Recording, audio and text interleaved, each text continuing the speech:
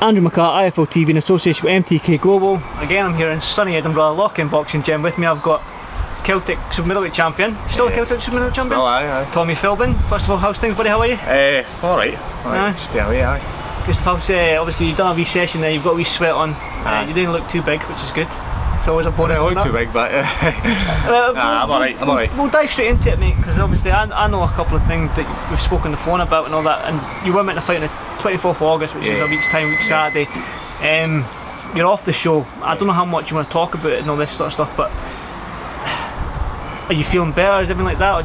No feeling better yet, but basically, you know, as I told you, I had suffered for a while since like November last year with depression.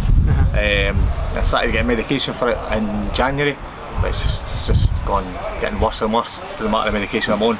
And then it was a couple of weeks ago one day I got my medication up, and then like the dosage up, and I just stood there and kind of mental, like just having really bad thoughts and all that stuff, and ended up getting admitted to a psychiatric ward in the hospital. It's no good for my missus Lauren. She's been my absolute rock through this, her, and she's been the one. She's been amazing. But my family, my brother, his missus, her mum, Lauren's mum and dad, her sister, all that stuff. Again, people have been really good to me, supportive, and all my pals in here, Tiff, John, Terry. You know, it's hard, but I'm sort of getting there. But aye. So just basically, I couldn't focus on training. Couldn't bring myself to come to the gym. I'm never off my work. I've been off my work sick for 3 weeks. That's just it's just an accumulation of well, first of all, well done for speaking up, Tommy, because as you know, the most high profile boxer right now talking about depression is Tyson Fury, and the stigma and all that, so we're kind of wanting more fighters suffering to speak about it and all this sort of stuff. So honestly, I applaud yourself for doing it, because it's quite a hard thing to talk about. Thank you. But again, I know you very well. I know what you had to go through with your work, getting up at like 1:30 in the morning to travel 50-60 miles to your work every day, finish at what time, come to the gym, train, not seeing your kids. There's a lot of pressure on that. Was that sort of like the catalyst to all this, or was it more to it? Or that's probably one of the reasons. Hey Josh, see you later. Yeah, Josh. That's probably one of the reasons, but like that along with, I think, to be honest, I think I've just had sort of like a mental breakdown.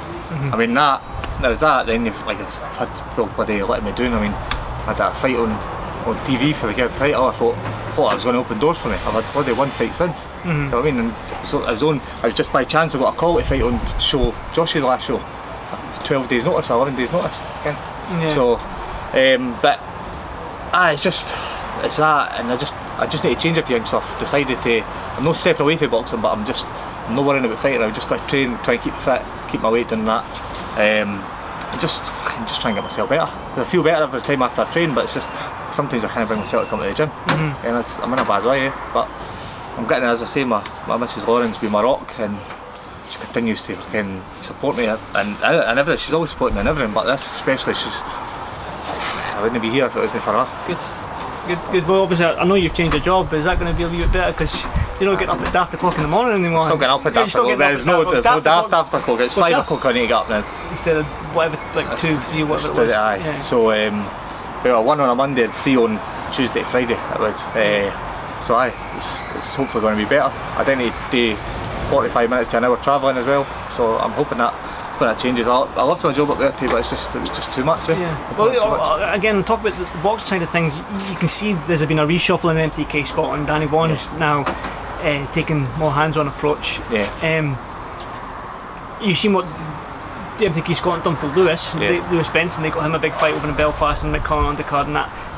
I know you want these big fights, but now that you can see there's been a reshuffle in MTK Scotland and whatnot, can you see the possibility of you maybe getting a big fight tail end of the year, beginning of 2019? As long as that's the thing as well. That's what I want. I mean, I was fighting on wee shows for buttons. Really put myself through what I put myself through for nothing. I mean, I fought Pagan. You know, I fought Pagan. I've watched that fight. Who's Pagan?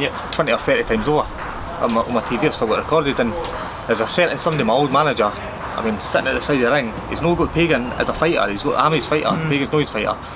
And as soon as my hand gets raised, you can see how disappointed he is. It's like, and I looks over at their corner like that, and I'm like, that's meant to be a manager. So if he's doing that when his own fighter wins, you know what I mean? And then Pagan then goes and gets that. I've said it 100 times already. Gets that European title shot against. It was a proper European. WBO European title shot. Daryl Was it Darren? I can't remember his name. No, what's his name? Laron Richards. Laron Richards, yeah. But again, are you looking to fight this year again? I know you just said you're just plodding away, keeping fit and all that. I'm hoping. I'm not out the woods yet. I'm still having bad days and all that. So I'm on quite a lot of medication that to help it. So that's helping. And I say my change of job will maybe help. I love my job, but it's just getting up at that time. It wasn't and then doing this all day every day. It wasn't good. Well, honestly, Don, I've known you for a long time, and I knew the struggles that you were going through trying to find sponsorships to help you maybe do this and all that. And I kept on saying to you, keep pushing. There's going to be that light at the end tunnel is going to be there. It is going to be a big fight for you. You are going to be able to take your kids here and there and everywhere, Disneyland and all that. Cause I know that's what you've been wanting to do for a long time. So I'm so proud of you for speaking up about it, man. Not a lot of people don't speak about depression. They try and keep ball in, and that just makes them worse. I wasn't like, there's not many people that actually know until I've pulled off the show. Nobody really knew much. It goes back to that fight in April when I got called off the day before. I'd say that I had a cut on my finger. I had to fill papers that, but it's because I was on tablets for depression, and but I didn't want anybody to know, and I don't know why, because I'm not embarrassed by it, but it's just like I say, you can't help it. You can't help it. This thing happens to you, so I don't know why. Well, I don't know why I wasn't wanting people to know, but it's just it's a bad thing. You can't help it. You can't do nothing about it. Well, again, I can't speak highly enough for you opening up, and hopefully this will. People that see this video that might be suffering might open up a little bit as well. Again, I keep going back to Tyson Fury and all that. He's talking about where he's battling depression, so it's good that fighters like yourself are talking about it, because it is a hard sport when you're fighting on the small hall shows. You're not getting paid enough to train in the jobs and all this stuff, supporting the family. So I'm proud of you, but again, I want to talk a little bit about boxing if you don't mind. Yeah, that's fine. We always talk about boxing, me and you, since I've known you. So obviously next weekend you've got a huge fight with Tyson Fury fighting. Well, not a huge fight for Tyson Fury. If he wins it, he's got a huge fight against Wilder, but Carl Frampton and all that. I just want to get your thoughts on them fights. Obviously, we'll start with Tyson Fury. If he wins this talk about him getting Wilder. What's your thoughts on Wilder Tyson Fury then? He can make Wilder look silly, but if Wilder lands, he's putting anybody to sleep. So, I mean, I'd like Fury to win, but then I'd like Fury to win, but it's a hard ass. It's a real 50-50, because you've got Wilder who can bang, but Fury can box. So what about Carl and Luke Jackson? I've never seen Luke Jackson, but Carl Frampton's what a fighter. Fucking great fighter. So entertaining. Always love his fights. It's so entertaining. I hope he wins. He's a good guy as well, family man as well. So family man like yourself. Yeah, exactly. Well, Tom, I won't keep you much longer. I know you've probably got an hour session left. Nah, something like that. You're quitting now, ain't you? You're not back in that gym. That's you done. You can enjoy the sunshine. Well, Tom, again, I'm proud of you for speaking up. Cheers, and honestly, I hope everything gets better for you. Thanks, I really hope you do it from the bottom of my heart. But again, thank you for doing this for Airfield TV. And I can't wait for the next interview, bro.